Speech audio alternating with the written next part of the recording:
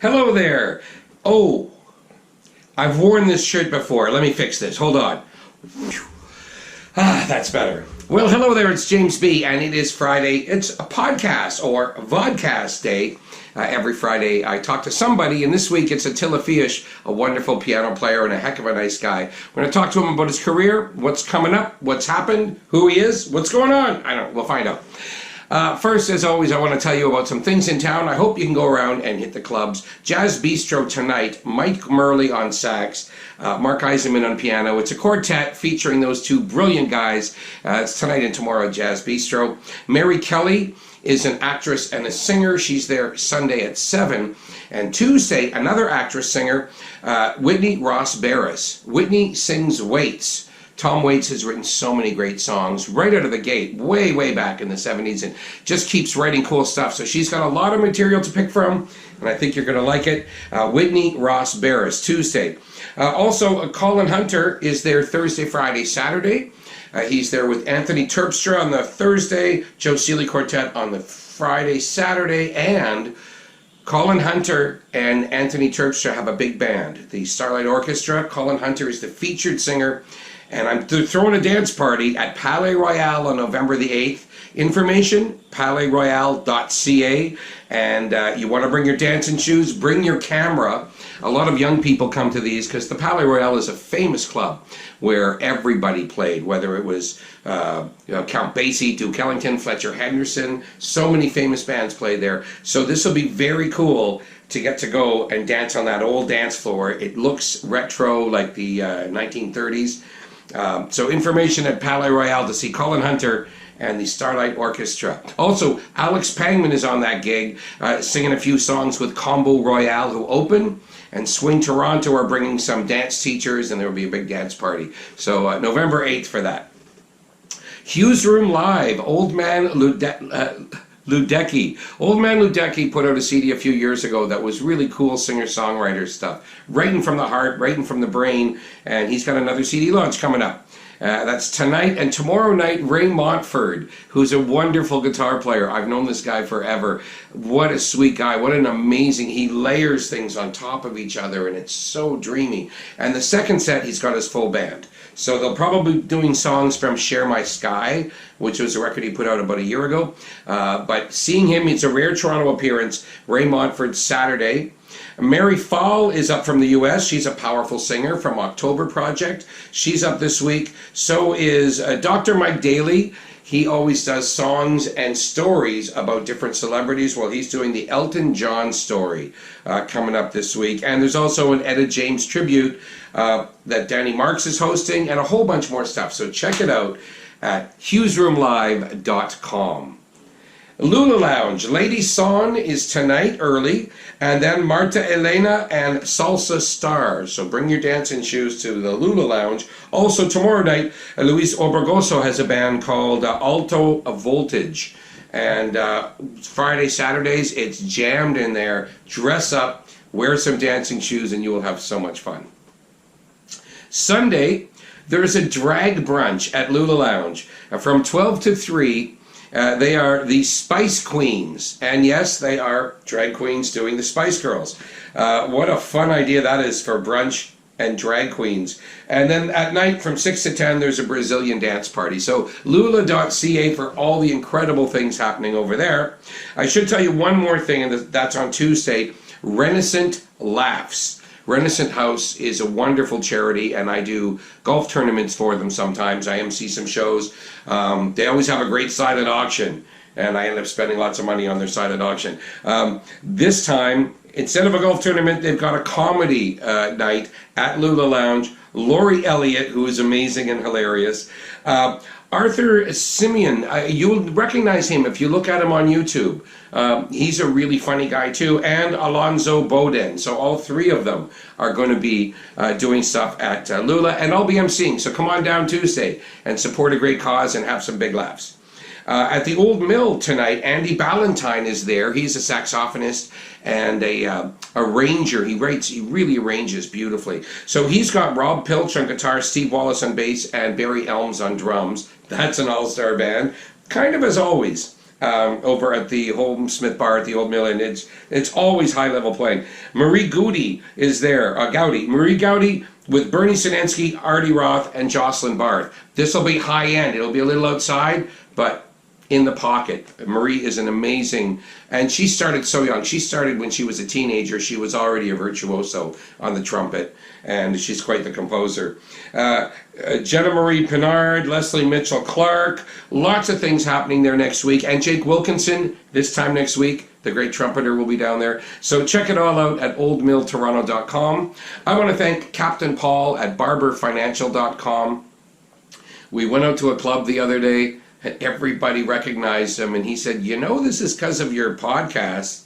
This is new to me. So wherever he goes, people recognize him. Well, say hello and maybe ask him some financial questions or get his business card. He can probably help you out. barberfinancial.com. Want to thank Aaron Barbarian and Barbarian Steakhouse. It's delicious in there. 7 Elm Street. They're also a sponsor of this podcast. And you, if you go to Patreon, you could sponsor this podcast. $5, $10 a month. Whatever you can do, mucho apreciato.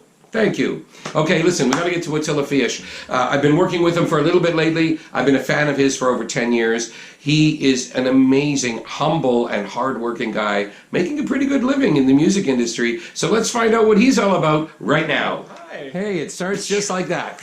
Okay. How are you? Nice to see you. Great. I'm great. Good. So you are a very busy piano player in Toronto, but I want to start at the beginning. Where did you grow up, and how was music in your early years in your life? It was prominent. My dad loves music, and he's the one who got me into it. My mom's also very supportive. So I was about, 4 or 5 years old. My dad was like playing guitar, having me sing, clap. That was the beginning. Then we moved to, this is in Hungary. So then we moved to Sweden. And, where in Hungary? Budapest? Budapest, yeah. The capital. And so that was happening at that point. He was a musician briefly in his 20s. And then we moved to Sweden. And in Stockholm is where I started piano. So I was 7 years old. And at first I was just like, this is fine. My dad wants me to do this. But then soon enough I started loving it. And then... So, was there any music you heard that made you realize you got to do this? Yeah, I would say Oscar Peterson, jazz was something that made me real excited. I liked the classical stuff too, and of course that's what you start with usually as a piano player. Mm-hmm. But no, like the jazz stuff, and especially like I said, Oscar and stuff that was just really speaking to me at that time, really made me want to play. And when did you get to Canada? So we were in Sweden until I was 10, and took piano lessons there. I was in musicals and stuff, and singing in a Stockholm's boys choir and whatever. So I had a pretty well-rounded musical thing in Sweden. And then we moved to Canada. I was 10. That was in '83. And where did you move? So we came right to Toronto. Yeah.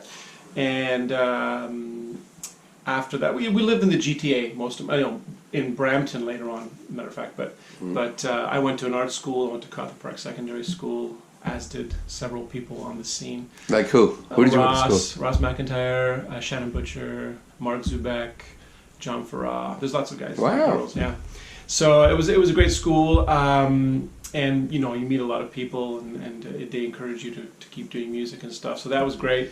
And jazz was actually always sort of in the background as well, because my dad had these. It's kind of an interesting story. He had these notebooks, but they were handwritten, because back in the day in communism in Hungary there was no photocopying and stuff like that. So, but you were allowed to go and write out,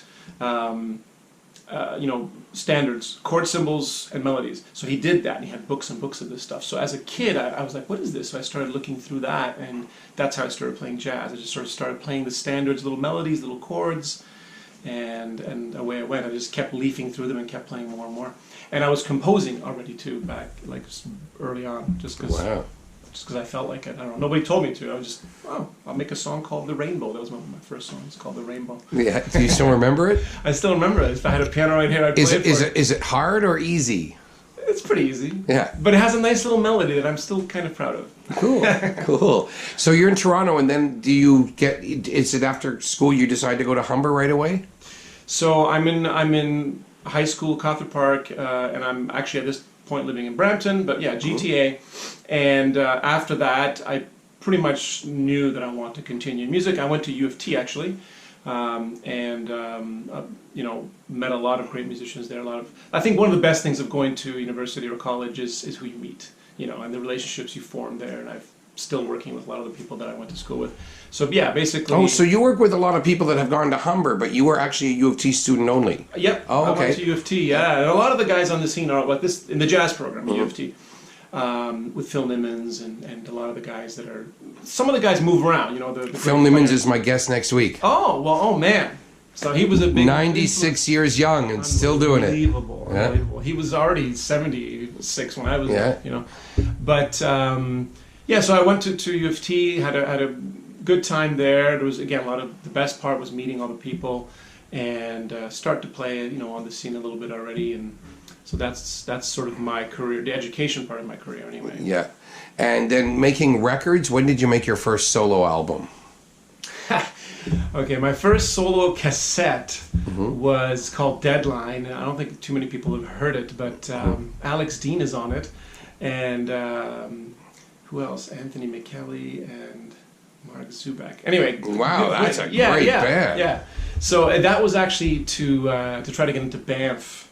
And so I had a little bit of time to make a record, and so I did as a demo, and that was my first record. My first actual record would have been, I started working with a company called Somerset Entertainment, who, they had a bunch of different umbrella companies, but originally it was called Solitudes. So they started with new agey kind of stuff, but they branched out really quickly to all kinds of instrumental music, a lot of sort of big band stuff, jazz combo stuff, kids music, gospel, rock, 50s. I mean, just all kinds of stuff. So it was a great experience.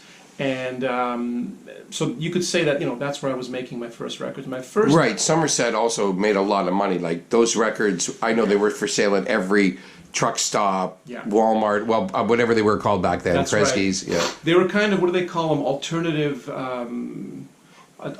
sales sources or whatever. It wasn't in record stores as much as it was in sort of point of purchase. Yep. Tourist shops, Shoppers Drug Mart was their sort of cheaper labels, and just all over the place. But so I made over 100 records with those guys, produced a bunch of them. Good money, right, back then? Yeah, that was the tail end of being able to make decent money in the studio business. I kind of caught just the tail end of it. And now, did some musicians look down at that and later beg for gigs? I remember this happened a lot with that kind of music. I would say that. Yeah, I think I kind of just jumped on board and said, you know what, it doesn't bother me. I'll play jazz when I play jazz, and I'll play this when I'm in this situation. And some of the people were a little bit of they had a bit of a jazz snob thing going on, I think, and I think later regretted it because you're still playing music and you're still creating something.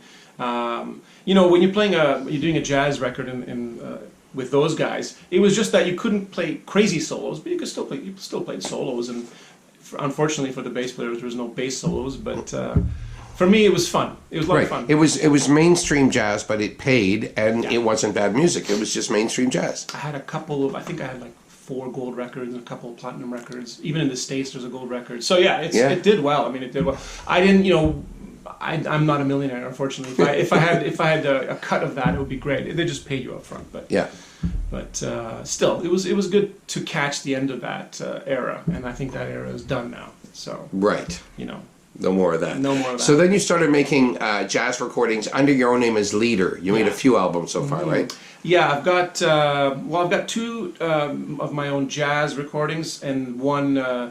What about I even call it? I guess modern classical / jazz with a 2 piano album that I have. Right. So I've got 3 albums out right now. I'm working on my 4th. Actually working on my 4th, 5th, and maybe even 6th all at the same time. So I have 2 jazz trio albums, and the second one of those I have guests. So I call it the Attila Fias Trio Plus, and that's got some guitars, some chromatic harmonica. Hendrik Merkens from New York's on that. Eric St. Laurent, John Johnson. Now you play on Eric's record, and he plays on your records. That's right. How much? I mean, thinking that you've only got a few of your own albums out, but do you have any idea how many records you've played on as a sideman? Oh boy, including the Somerset stuff. I guess about 120. Wow. Something like that. Yeah. yeah, over the years. But like I said, these days it's more independent stuff, and which is what I love to do. But You do make a living just from music, though. You don't. do. You don't have any other day job. no, No. So you're working with so many singers right now. Who are some of the singers you're working with that you want to do a little shout out to? Oh man, there's some beautiful singers here right now. I love working with June Garber and John Finley. I mean, I know they work with others as well, but I get an opportunity to play with them, and that's really a lot of fun. I play with Heather Lockhart. You've really helped her with new material with Heather. You're bringing Yeah. new songs to her attention. A little bit, some sort of. I like to cross for her the jazz into the blues a little bit and mix those things together. So those kind of songs we've been working on. Other singers. I mean, even through you, I've met quite a bunch of lovely singers in that circle with some of the salons and whatnot. Jocelyn. I mean, I don't work with them necessarily too much, but I love playing with them when I get a chance. Jocelyn and Gigi and Jocelyn Barth. Jocelyn Barth, Genevieve Martet. There's Sam Broverman. There's I'm trying. It's quite a long list. It's a long list. Yeah, right? yeah. In fact, when I do I've done the vocal safaris. I've MD'd that a few times, and that's fun. I actually enjoy that. I don't find it stressful. It's just I just roll with it, and we just play. Right. You have to be musical director to 24 singers in a 3-hour show. And I like it. 24 different voices, different egos, different concerns, different grooves. Yeah, yeah. But And you get there to meet you these are. great singers, and so I like that because there's a lot of talent in the city. Is there a Spinal Tap moment you can share when you're on the road and things are not going well? People like to learn from other people's misfortunes. Well, I don't know. Let's see. There's been some funny stories on the road, but nothing like. One time I was on the road, and it was dead of winter. It was like minus. This was, I think it was like near Winnipeg or something. It was really cold, and I was carrying out my. It was a gig where you have to bring your own keyboard and amp. And I was carrying out my amp and just slightly bumped the glass door of the bar, and the whole thing just spidered. Just went, and I was like, oh my god. And so we sort of all got into the truck and just sat there laughing, and then of course we walked back into the bar, and it was under insurance. It was fine. But I like to deal with things, just with a positive attitude at all times. I think that's the most efficient way to get things done. Right. You could have run in screaming and freaking out, or you could have driven away and hoped that they blamed somebody else. Driven away and something, and no, we went back in, and that was the best result. The guy was like, "Don't worry about it. It's fine. We got it under insurance. It's all good." Yeah. And it could have been because it was so freezing that glass was just going to go. Yeah, it could have been, Anyway, had a little crack in it or something. But it was just so funny because I just touched it and it just went, Anyway. But nobody ever tried to not pay you after a show. I've had a couple, just actually way back in the day, one time when somebody double booked, and I ended up, being a little bit, tough with them, and we got a little bit of money. I got something out of him, so I was able to pay my guys. I didn't get anything for that, but luckily I haven't encountered that too much in my time. I know people have that. I've been fortunate, and it's just the way I set things up. If I'm on the phone with someone and I feel like they're very sort of steady, they're not going to screw me around, then I know, and I'll go with that. If I feel it's a little more iffy, I might ask for a contract. Right. You just got to sort of read the people that you're working with, I think, is the main thing, and that goes for anything. You mentioned a new record. What are you working on? Okay, so I'm, these days it's a little more tricky. You have to find funding in different creative ways. One of those things can be grants. That's partially how I funded with the Toronto Arts Council. That's how I funded my last album called Ride, which Jazz FM plays a lot, and I do appreciate that. Mm-hmm. The albums that I've got coming up, one is going to be a solo piano album. Another one will be an Indian fusion jazz album. I spent some time in India. I toured with some wonderful Indian musicians. I got fortunate one time and went on tour with A.R. Rahman, who's double Grammy award winning, and he sold 100 million records in India. He's a huge name in India. I don't know if you remember, what was it called? Bombay, the movie. I can't remember it. It'll come to me. It was a big Indian movie, but it was popular here in Hollywood. Anyway, so I toured with him and I met a lot of Indian musicians, the highest caliber, and befriended some of them. And we went back to India for a month, a few years back, and just hung out on the scene. And we recorded a couple of tracks. It was piano, violin, and tabla. So I want to do a whole album of that. And I've written some material for it already. And so that's one of the albums that I want to do in the near future. And then there was the other thing that I can't resist doing is another jazz trio album. I've got some tunes already. And tell me about the band you choose for your trio. So I choose I like to work with one band that sort of really feels and understands my music, as opposed to sort of just assembling great musicians for a session, you know. So my drummer Richard Briscoe, he's been on both of my albums, and we worked together for years, and he knows my stuff inside and out. Got a great feel. And Pat Kilbride's the bass player on both of my albums, and he's wonderful. He's very busy, so with theater and stuff like that, so it's not always easy to get him. So what I do is I've had a couple of subs, and then the guy that I've been working with most now is Jordan O'Connor, who's also just a phenomenal musician. Completely opposite from each other. Jordan takes huge risks, and he just loves to, just go in crazy places, and so I've been working with him, and I think maybe that relationship is going to blossom into the next album, I think. So again, but he knows all my stuff. We've been working together, and you got to have that gel, in my opinion. And you're right, Kilbride's in the pit of a lot of musicals and big shows, right? Yeah, he's hired for a lot of big shows. He's super busy and stuff. But again, I like to sort of move into new directions, and I think this is a great new direction. It's inspiring to play with other people, and to play with Jordan, who's, again, a risk taker. So the solo piano record, what kind of things will you do for that? Well, a lot of the stuff that I tend to release under my own name is original music. So that's going to be, at least half of it's going to be original music in the sort of a jazz genre. But I love world music, and I've been sort of focused on that for at least 10 years now. Some of the countries that I'm focused on, I actually sort of study them. Like I speak Portuguese and Brazilian Portuguese, so I'm really into Brazilian music. I've been doing that for a long time, and and then Indian music, Hungarian, some Latin, crossover into that as well. So. I will probably take some of those influences and either play some Brazilian standards, let's say, or something by a great Brazilian composer like Egberto Gismonti or Hermeto Pascoal, or of course Jobim or whoever, and rework that in the solo piano format. So that's another one or two songs will be in that direction. Maybe something in an Indian. Actually, I've been doing some research into how Indian music, certain parts of Indian music, cross over into certain parts of Hungarian music. It's a weird thing, but some of the same scales, some of the same rhythms. So I've been kind of crossing those two over, and I might play some of that as well on my solo piano stuff, because I've written a few things.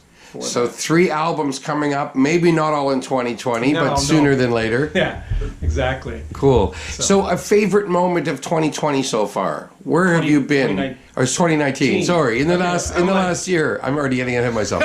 In the last year, what is something that you just went, this is it? Wow, okay. Let me think. Can I pull up my calendar? No. So some of the things recently is what I mentioned, the Jazz Safari. It's for me, it's always a highlight to work with guys like John Finley as well. I did a bunch of jazz festivals this summer. A couple of things with John Finley. I did with my own groups in the summer. I did the Victoria and the Vancouver Jazz Festivals. And being able to play my own music in front of an audience that's really getting into it to me is my goal. Yeah. So I was able to do that this summer. That was a lot of fun. I do spend a lot of time on the West Coast in Victoria, and then Vancouver too. So basically, being able to play in those festivals is a lot of fun, and developing an audience out there. What did I do? Oh, and then in February I went to Mexico with Richard Underhill and his group. With Daniel Barnes and Roberto Acupinti, and we did a music festival out there, 2 weeks in Mexico in a little place called Ajijic, and it's mostly world-class classical string players, and then there's us, the jazz band. And so the concert was sold out and really great reception. Like the audience was loving it. So it's such a nice feeling to do that. Are you there for 2 weeks for one concert? No, we do about 6 or 7 performances. Amazing. But the biggest concert is in the auditorium, in the main hall there with hundreds of people. But we also get to play in other little venues, and then we get to play with some of these string players, which is, I think I'm going back coming up in February, and I'm going to write some stuff for that, because that's a great opportunity. They're amazing players, and I want to write some crazy, wacky stuff for them to play alongside with the jazz. So, yeah, that was fun. Righto. So Mexico, Vancouver, Toronto, and probably off to India in the new year. Probably. I went to Morocco, actually. That was this year, man. Everything sort of flows together. But Morocco, too, with Ori Dagan, and that we did a festival out there. That was super fun. That was great. With a great bass player from Montreal, Alex Bellegarde. Anyway, so that was another fun travel thing, too, this year. I love travel. I love to play in sort of different countries because they have a little bit of different reactions in each country. Yeah. So. Favorite clubs in Toronto to play? Difficult, but I still love to. I love to play the Jazz Bistro. The piano there is fantastic. I do like to play at the Rex. It's got its own vibe. I gotta give respect to the Rex. That you're playing to musicians, pretty much, right? Yeah, and some tourists, but a lot of musicians hang there. And they have so much. It can be loud, but they have so much music going on there. So I do like to play there. It's like getting back to your roots. What other clubs are great? There's some smaller clubs. Lula, I like to play when I'm playing with different groups. They have a nice piano now. A lot of world music there. A lot of world music there, exactly. And sometimes when I play the early set, I stay for the salsa and check it out. Love to listen to that music, right? So. And Hughes Room Live. Oh yeah, Hughes Room, right? That's where I did my CD release actually with Eric a few years back. So that's a great. I like the sight lines there. I like the seating. That's why I chose that place. Have you done many shows at the Old Mill, either in the main room or the Homesmith Bar? Well, yeah. As a matter of fact, one of the shows I did was part of this year was the Jaymz B. The Caravan. The Caravan. That was a really right. Fun. So you were in the Homesmith Bar on that one with Heather. We were hosting the jam. Yeah, there were 10 rooms with 20 bands, so it's all a blur in my head. Yeah. But you were there. Yeah, I was there, and I was loving it, and that was a great sort of room to be in because a lot of different people were coming through and jamming and whatnot, and in between I got to go check out the other acts. I liked actually. I should have mentioned the Homesmith Bar is also really nice. First of all, again, great piano, and that's number one for me. If I can get to play on a great grand piano, I'm happy already. And usually the audience is quite into it and listening, so that's a lot of fun. And in the main room as well, I've played there before with Hendrik Merkens, who has come to town many times. We're basically. I hope he comes up again. You guys play really well together. Yeah, we're working on stuff. He's definitely wants to come. He loves it up here. So when he comes to Canada, we've toured all over Canada with him. We're his sort of Canadian band. So yeah, there's a few things I've done in that room. It's great. Cool. Well, tell Hendrik if you're talking to him, he promised to move here if Trump got elected. He did say that. We're still waiting. He keeps saying that. He loves it when he's here, but New York is New York as well. Exactly. So he can't help himself. Cool. Yeah. Well, congratulations on your career thus far, and I look forward to more music in the future. Thank you. All right. Cheers. Thanks a lot. Hey. Ha! Thank you, Attila Fias. Next week, as promised, the one and only 96-year-old Phil Nimmons. His memory is incredible. He's firing on all cylinders, and we're going to find out his life story and how much the music industry has changed next week. Thanks. Bye.